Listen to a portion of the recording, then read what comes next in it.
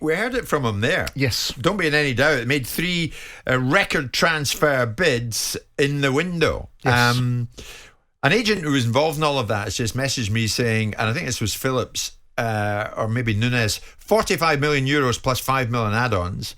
A deal was placed in place for the other player, which I presume is Phillips, 50 million plus 10 million euros in add-ons. But there are too many agents involved, too many individuals involved, and the whole thing got a bit confused, and it didn't happen. It didn't happen. And this fella who was messaging me is a gentleman I respect, and I know him well. And I think, so there must be, I would place my faith in that information from him.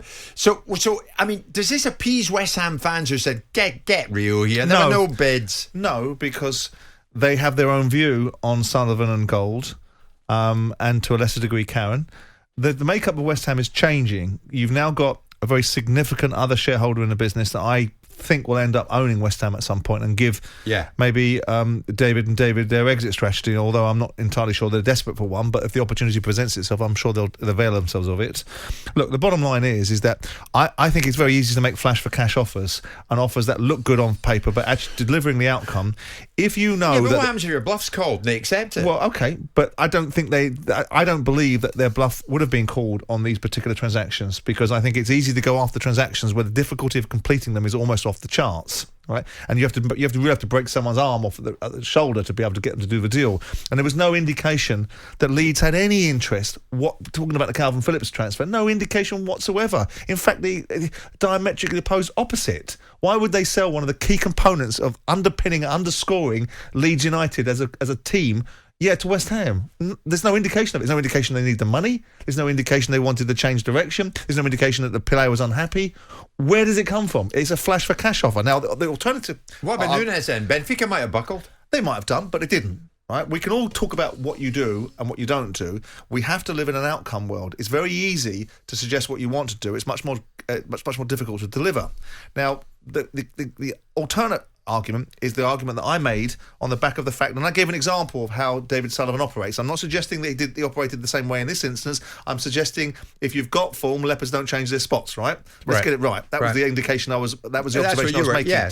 So with that in mind, I then posed the question, well, West Ham fans that have a very strong view on Sullivan and Gold, some of it justified, a lot of it not in my view, but some of it justified.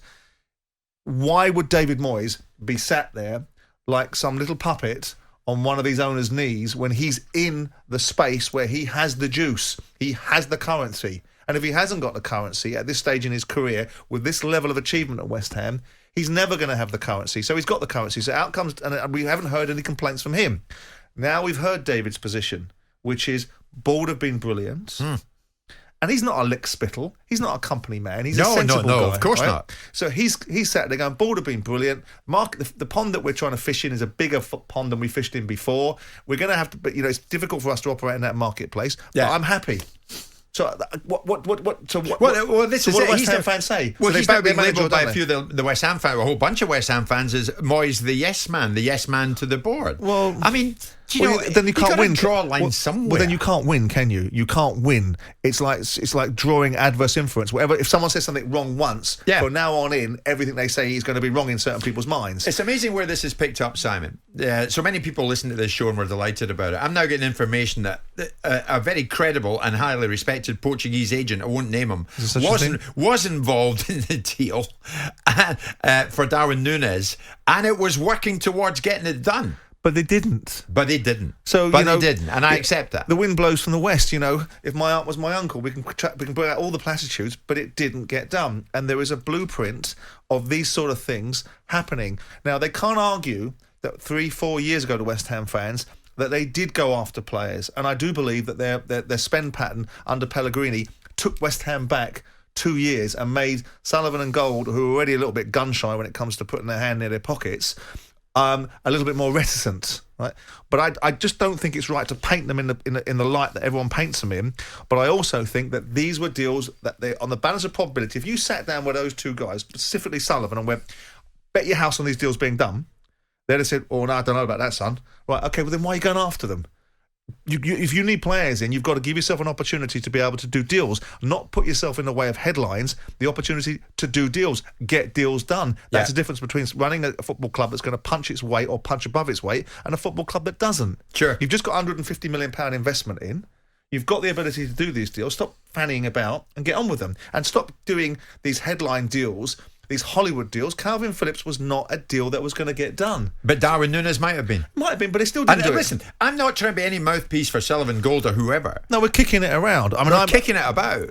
But when Moyes says we made 3 record transfer bids in the window, then they made 3 record transfer bids in the window. I'm sure they did. And at the same time, as you well know, when they did their very level best to almost make sure the Kurt Zouma deal didn't happen, right? You can make these bids, and then everything can break down after the bid. Player comes in, oh, I don't know about that, his wage structure's too much, we can't do that. So you can make a bid, you can get it accepted, and it still doesn't get done. Yeah. So don't get under the illusion that these red herring statements, well, they made these record bids, fine. Then what about payment terms? And then the club that accepted the bid, then all of a sudden West Ham go, we want to pay it over 5 years. Oh, we can't do that. Then the deal breaks down. You see, I think the more information I get, it shows me there was a strong willingness to get it done. The Núñez deal, I'm being told by this agent who's in touch with me, he's a respected figure. It was 100% possible to be done.